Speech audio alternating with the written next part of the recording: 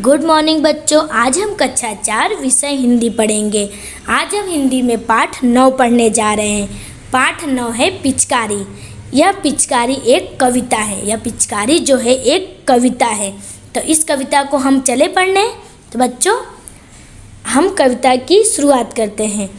अगर कहीं मिलती बंदूक उसको मैं करता दो टूक, नली निकाल बना पिचकारी, रंग देता यह दुनिया सारी। कवि जी कहते हैं अगर कहीं मिलती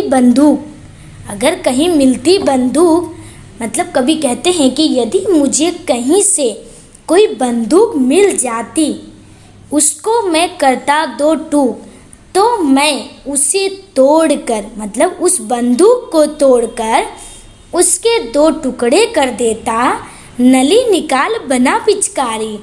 उसके 2 टुकड़े करने के बाद उसकी नली निकाल कर मैं उससे पिचकारी बनाता। उससे क्या बनाते कवि? पिचकारी बनाते। रंग देता यह दुनिया सारी, और उस पिचकारी से मैं सारी दुनिया को रंग डालता। तो बच्चों हमें यहाँ देखिए, यह बच्चे होली खेल रहे हैं। क्या कर रहे हैं? होली खेल रहे हैं। तो कवि जी कहते हैं अगर मुझे कहीं बंदूक मिल जाती तो मैं उस बंदूक को तोड़कर उसकी नली निकालकर उसका पिचकारी बनाकर पूरी दुनिया सारी दुनिया को रंग डालता।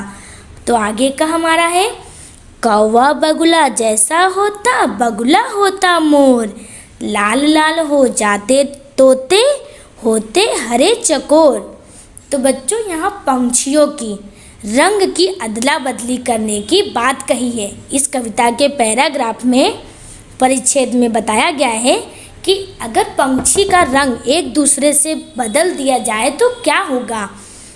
यदि काले रंग का जो कौवा होता है वो बगुले की तरह सफ़ेद रंग का होता तो कैसा दिखता, और सफ़ेद बगुला जो सफ़ेद रंग का बगुला होता है वह मोर की तरह मतलब नीले रंग का हो जाता।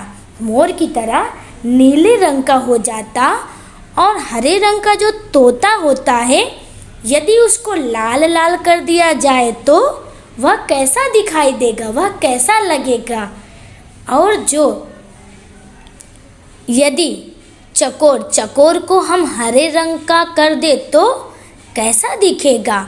इसलिए कहा गया है कौवा बगुला जैसा होता बगुला होता मोर, लाल लाल हो जाते तोते होते हरे चकोर।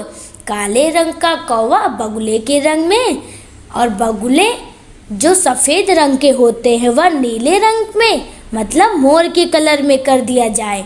और मोर का जो अगर हमारा जो तोता होता है हरे रंग का उसको लाल रंग कर दिया जाए और चकोर को हरा रंग कर दिया जाए तो कैसा होगा। तो बच्चों आगे की कविता, बत्तख नीली नीली होती पीले पीले होते बाज, एक दूसरे का मैं फौरन रंग बदलता आज।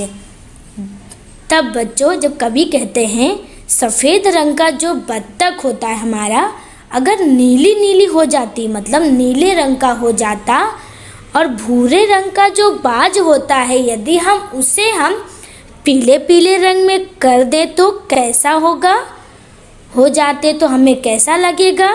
और कवि जी कहते हैं तब मैं एक दूसरे का रंग एक दूसरे में तुरंत बदल देना चाहता हूँ। मैं एक दूसरे का रंग एक दूसरे में बदल देना चाहता हूँ। बत्तख को नीला करना चाहते हैं, बाज को पीला, और सभी एक दूसरे का रंग तुरंत ही बदल देना चाहते हैं। तो बच्चों यह जो कवि हैं क्या कहते हैं, मैं बाज का जो भूरा रंग है वह मैं पीला करना चाहता हूँ, और बत्तख का जो सफ़ेद रंग है वह मैं नीला नीला करना चाहता हूँ, और सभी का रंग मैं तुरंत ही बदल देना चाहता हूँ। तो यहाँ देखिए बच्चों, भेद भूल कर सारे पंछी एक ताल में गाते, शत्रु भाव को दूर भगाकर नया रूप अपनाते, फिर जंगल के बीच खड़ा हो ऊंचे स्वर में मैं गाता, जन गण मन अधिनायक जय है। तो बच्चों यहाँ पे कवि क्या कहते हैं, भेदभाव भूलकर सारे पंछी एक ताल में गाते। तब कवि कहते हैं सभी पंछी आपसी भेदभाव भूलकर साथ साथ मिलजुल कर रहते, उनमें आपस में दुश्मनी की भावना न होती और वे अपना नया रूप अपना लेते।